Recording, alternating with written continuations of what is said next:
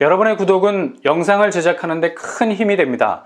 영상을 보시기 전에 구독과 좋아요 꼭 부탁드리겠습니다. 아울러 회원이 되시기를 원하시는 분들은 유튜브 채널 홈피 구독 옆에 있는 가입 버튼을 눌러주시기 바랍니다.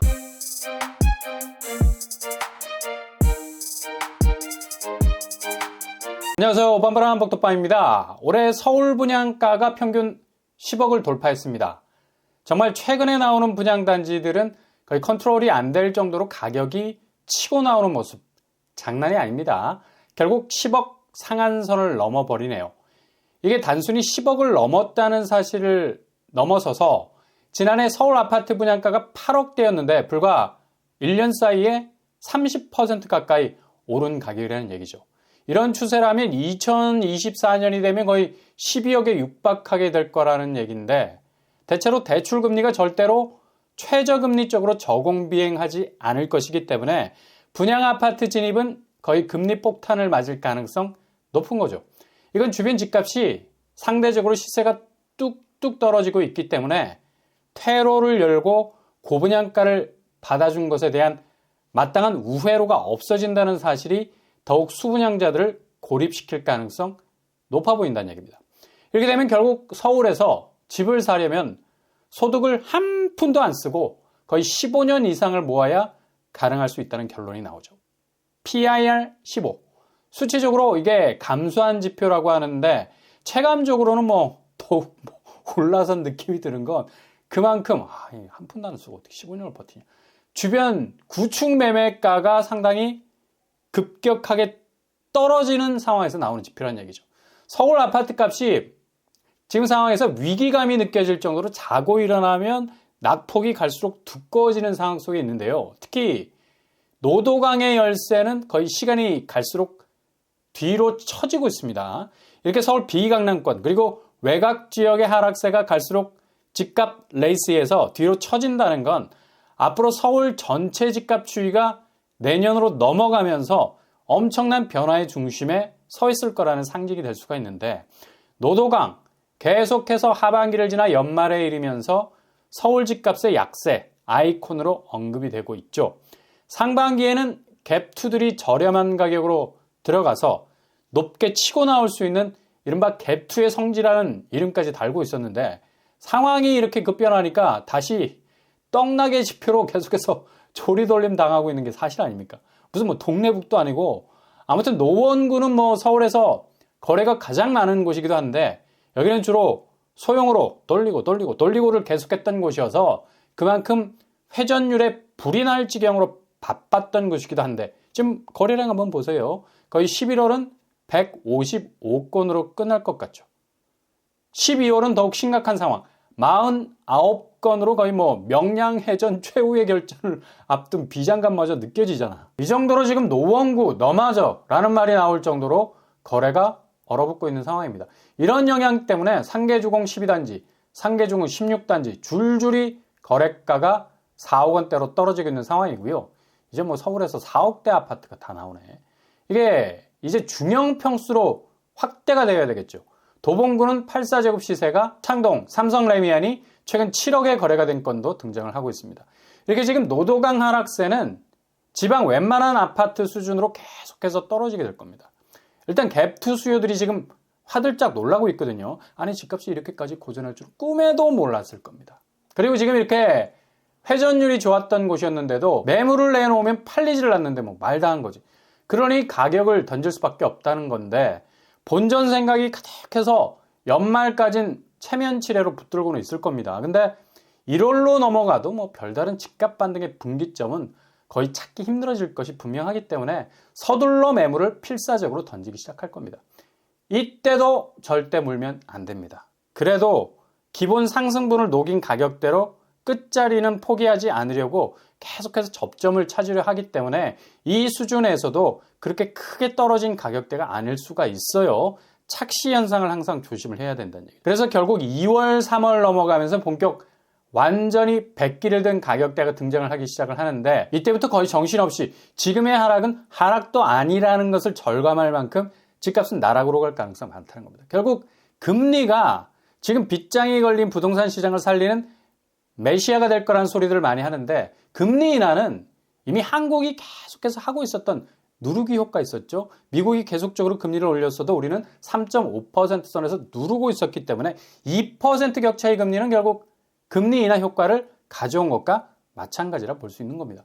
그러니 금리 자체가 내릴 수 있는 명분도 불확실하고 지금 금리라는 장기판에서 다른 묘수를 썼다가는 그대로 여기저기서 터져나올 악재들이 거의 서라운드 공포로 둘러싸여 있는 상황이죠.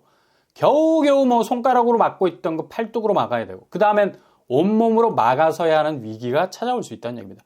금리 인상은 부동산 건설업 자체에 그냥 거의 직격탄이 될 수 있는 134조 원에 이르는 PF 핵폭탄이 터지게 되는 거고 지금도 뭐 이자 못 내고 구조조정 당해야 할 기업들이 100여 곳이 넘죠. 그러니 한국은행이 그냥 드립다 금리를 눌러놓은 건데 이걸 반대로 봉인 해제해버리게 되면 금리 인하는 지금 우리나라 가계와 기업 그리고 정부기관에서 지고 있는 똘똘마리 부채가 거의 6천조가 넘어서고 있습니다.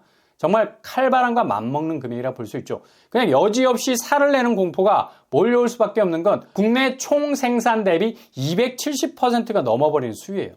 이렇게까지 말달리는 부채 문제의 직진 경향은 바로 지난 긴축 시절 다른 나라들은 긴축 정책을 통해서 빚을 털어내려고 안간힘을 썼었죠. 눈이 밤새도록 오면 나무도 부러질 수 있기 때문에 그걸 일정 정도 툭툭 털어줘야 나무가 죽지 않고 쭉쭉 클 수가 있는 건데 우리는 그걸 밤새도록 그냥 놔뒀을 뿐만 아니라 계속해서 폭설이 오도록 방치를 한 겁니다. 그러니 당연히 GDP 대비 부채 비율이 급격하게 늘어갈 수밖에 없는 거죠.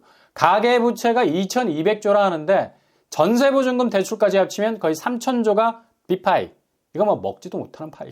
아니 일단 한 입 베어 물면 그대로 뒤로 넘어갈 수 있는 빚의 규모 빅파이가 급속도로 증가했다는 겁니다. 이런 상황에서 금리 인하를 전격 단행한다면 거의 한국은행은 중앙은행으로서의 컨트롤 능력을 완전히 잃어버리게 될 겁니다. 비스 자료에 의하면 OECD 31개국 총부채 비율은 올해 2022년 긴축의 해로 허리띠를 졸라맸던 국가 대부분이 빚규모 줄이고 있었는데 우리는 도리어 뭐 엄청나게 늘려버리는 반대 궤적을 열심히 달리고 있었는데 중앙은행인 한국은행이 지금까지 눌러놓은 금리 인하 효과와 거의 비슷한 수준의 금리 동결이 이렇게까지 가계부채에 대한 경각심을 살짝 잊게 만드는 일종의 부채에 대한 진정제를 놓은 거나 마찬가지의 결과가 나와버린 거죠. 이런 시점에서 다시 내년에 미국 기준금리가 내려온다 해서 한국은행이 기준금리 인하 카드를 만지작거린다는 거는 거의 뭐 국가 존립 자체를 위협하게 만드는 천문학적인 빚 문제가 대한민국의 가장 중심에 서게 되는 위기를 자초하게 될 겁니다. 그러니 금리 문제가 모든 부동산 문제를 해결해 줄 거라는 생각 얼마나 순진한 컨셉인가를 볼 수 있는 대목이죠. 이런 분위기가 쎄하게 돌아가는 건 이젠 집주인들이 더 잘 알고 있다는 거고 노도강이 현재 가장 빠르게 집값이 식어가는 가격 태그를 붙이고 서로 빠져나오려는 심각한 눈치 작전을 벌이는 것 이상으로 경기권 아마 가장 심각하게 집값이 빠지고 있는 상황이죠. 2주일 단위로 끊어보면 이제 뭐 1, 2주 상간에 빠졌던 집값 두께가 엄청나게 두꺼워지고 있다는 걸 볼 수가 있습니다. 평촌 쪽 푸른마을, 인덕원대우 한방에 5억 6천이 빠지고 있습니다.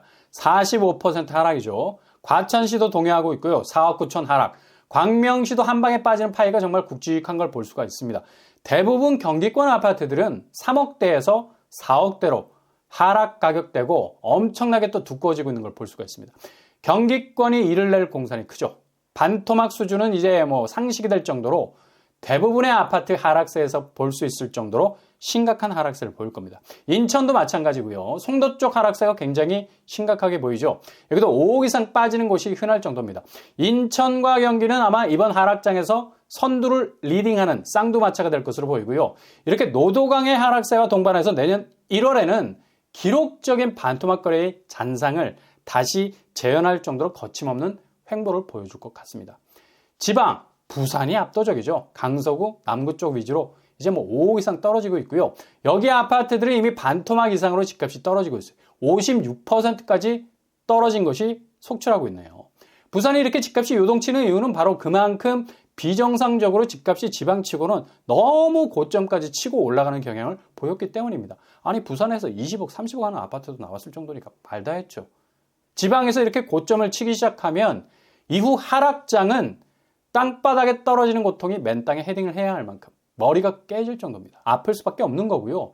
이번 하락장은 단순한 부동산 사이클 상에서 나타나는 하락세 아니다. 그냥 세대가 변했고 시대도 변했고 집에 대한 컨셉이 출산율 저하로 말미암아서 완전히 급변하고 있는 시점과 꽉 맞물려 있기 때문에 이젠 정말 한국 부동산 버블이 그동안 뭐 꺼진다 했는데 그동안은 예열의 시간이었고 본격적으로 그 저점의 시장을 향해서 달려가고 있는 와중에 있다는 겁니다. 대구도 보세요. 정말 장난 아니죠? 수성구, 달서구 서로 간에 핑퐁 게임을 하듯이 주거니 받거니 집값 하락이 이젠 5억 이상으로 떨어지는 곳도 등장을 하고요. 이젠 40% 선을 넘어서는 가격 저지선도 무너지고 있습니다. 아마 대구는 분양 물량이 그동안 너무 많았고 막 던지는 신축 아파트 분양가 여파로 매매 시장은 거의 절단이 날 가능성 아주 높게 됐습니다. 특히 수성구 쪽 신축 아파트 경우에는 뭐 미분양 사태도 많았기 때문에 분양 성적 참패로 인한 부동산 시장의 지형도 변화는 급격하게 지금 진행 중에 있다는 얘기죠. 자, 이렇게 지금 상황이 돌아가는 거 쓱 한번 훑어봐도 지금 서울 분양가가 10억에 나온다는 것이 애시당초 정말 지금 부동산 정서상 말이 안 되는 가격대라는 걸 확실하게 알 수가 있습니다. 그러니 고분양가 받아주는 일도 되도록 지양하셔야 됩니다. 본인 자금 이상으로 오버하게 되면 이게 그냥 오버로 끝나는 게 아니라 정말 인생 게임 오버가 될 수가 있어.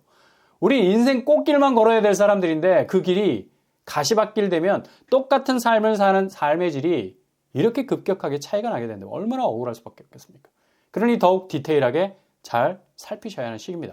이와 연관해서 노량진 1구역 입찰을 마감을 했는데도 실제 입찰을 포기하는 사례도 나오고요. 대표적으로 삼성물산이 제일 유력했는데 레미안 브랜드가 들어온다는 소문도 있었고요. 그러나 공사비 인상분을 조합이 반영했어도 건설사에선 수지에 안 맞는다고 아예 입찰을 포기, 분양사업에서 중도에 하차해버리는 일까지 벌어지고 있습니다. 이런 의미에서 다음 주에 나오게 되는 두 곳 한번 체크를 해보시기 바랍니다. 푸르지오에서 공사를 맡아서 브랜드 네임은 붙게 되는데 분양가가 지금 민간 분양에서 나오는 곳과는 확실한 격차를 보일 것으로 전망이 됩니다. 바로 대방동 군부지와 양정 역세권 S8블록. 다음 주 뉴홈, 올해 마지막 물량이 풀리게 되는데 이 두 곳이 상당히 선두주자가 될 곳이기도 합니다. 대방동 군부지는 전체 1326세대, 세대수가 기존 뉴홈에서 나왔던 물량과는 사뭇 다른 느낌이 드는 곳이기도 하죠. 푸르지오 브랜드를 달고 있고 서울인데도 70% 이상을 공원으로 조성한다는 계획이 있다고 하네요. 그리고 남양주 양정 역세권 S8블록도 푸르지오고요. 여기는 784세대로 지어집니다. 그린웨이브 녹색 환경은 아주 좋을 것으로 보입니다. 일단 분양가 포인트가 그래도 상당 부분 메리트가 있을 것으로 보이고요. 대방동 군부지는 일부 층수에서는 6억대도 나올 것으로 보입니다. 양정 역세권은 4억대로 나올 것으로 보이고요. 일단 지금 미친 듯이 쏟아내고 있는 10억이 넘어가는 아파트들 감당이 불감당이라 접근 자체가 안 되는 데 비해서 상당 부분 이점이 있을 것으로 보입니다. 일단 공급 세대 수가 많다는 것. 이것도 진입하는데 장벽은 조금 낮출 수 있고요. 뭔가 무주택자들에게 혜택이 돌아가는 부분은 잘 들여다보셔야 되겠습니다. 투기적인 수요가 애시당초 접근이 차단이 되기 때문에 분양은 분양인데 무주택자를 위한 분양이 아니라 다주택자를 위한 분양으로 왜곡되지 않을 수가 있다는 얘기죠. 잘 들여다보시고 어느 정도 메리트가 있다면 고려를 해보시되 요즘 같은 상황에선 청약은 꺼진 불도 다시 보자입니다. 그만큼 조심조심 하셔야 된다는 얘기죠. 아무튼 다음 주에 나오게 되면 잘 체크해 보실 수 있길 바랍니다.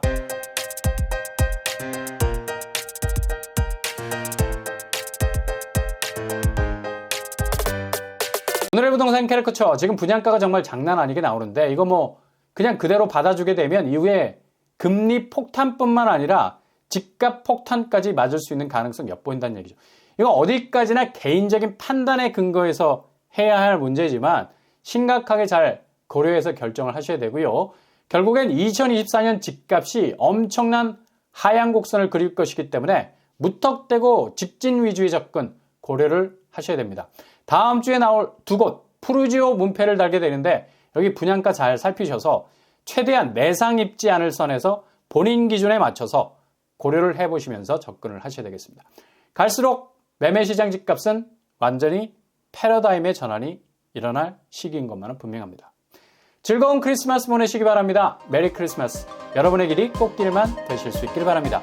이상으로 뻔뻔한 먹덕방을 마치겠습니다. 구독과 좋아요 부탁드립니다. 감사합니다.